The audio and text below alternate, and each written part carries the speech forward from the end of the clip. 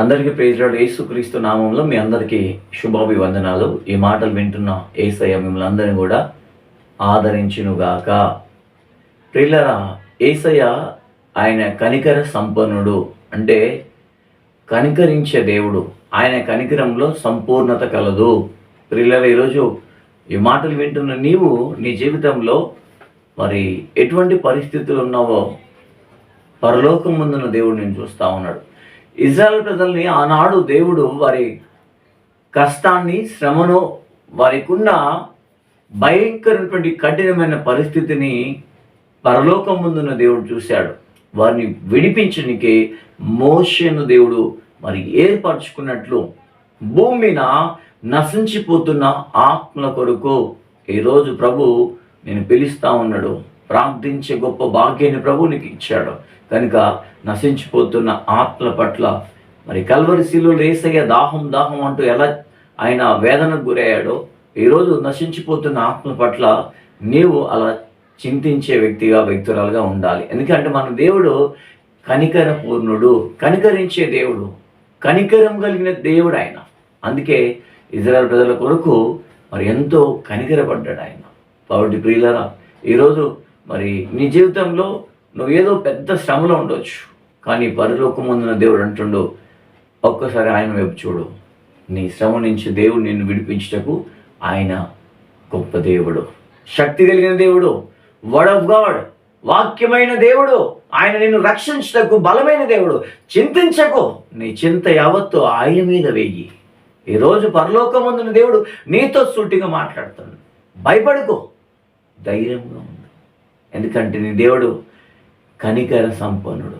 నీపై మనుషులు లేదా పొరుగువారు, ఇరుగువారు కనికరం చూపించకపోవచ్చు, కానీ దేవుడు కనికరాన్ని చూపించే దేవుడు. యేసయ్య నీపై కనికరం చూపించే దేవుడు కనుక ఆయన వైపు చూడు. ఒక్కసారి నువ్వు ఏ స్థితిలో ఉన్నా, నువ్వు ఎవరివైనా సరే, ఒక్కసారి ఆయన వైపు దృష్టి నుంచు.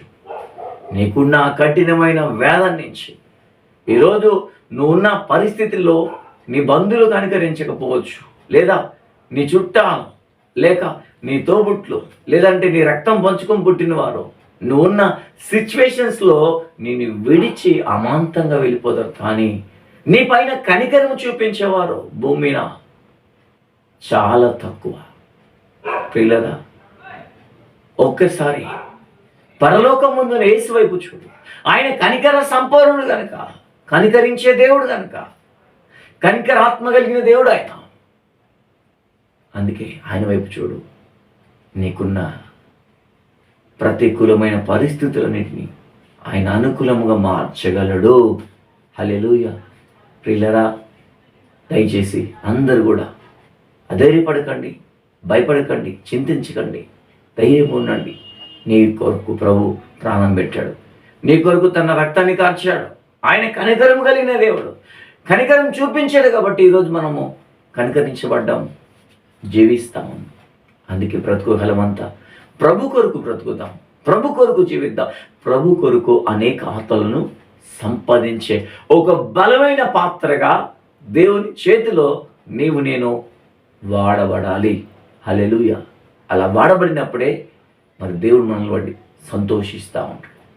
కాబట్టి నువ్వు ఎవరైనా సరే ఈ సమయంలో ఈ మాటలు వింటున్నట్లయితే కళ్ళు మూసుకొని దేవుని అడుగు, ప్రభా నన్ను కనికరించేస్తాయా. నాకున్న ఈ పరిస్థితుల్లో నన్ను ఎవరు కనికరించలేకపోతారు, కనీసం ప్రేమ చూపించలేకపోతారు.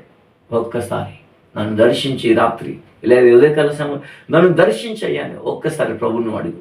నువ్వు అడిగినట్లయితే నీకు జవాబు రాబోతుంది. దేవుడు నీకు జవాబు ఇవ్వబోతున్నాడు. కాబట్టి ఈ రాత్రి ప్రార్థించు, లేదా ఈ ఉదయం ప్రార్థించు, ఈ మధ్యాహ్న కాల సమయం ముందు ప్రార్థించు. దేవుడు నీ జీవితంలో గొప్ప మేలు ఆయన చేయనే ఉన్నాడు. కనుక ప్రియులారా, ఆ కనికర సంపూర్ణుడు యేసయ్య వైపు చూస్తూ మనం ముందుకు సాగుదాం. దేవుడు మిమ్మల్ని దీవించునుగాక. God bless you.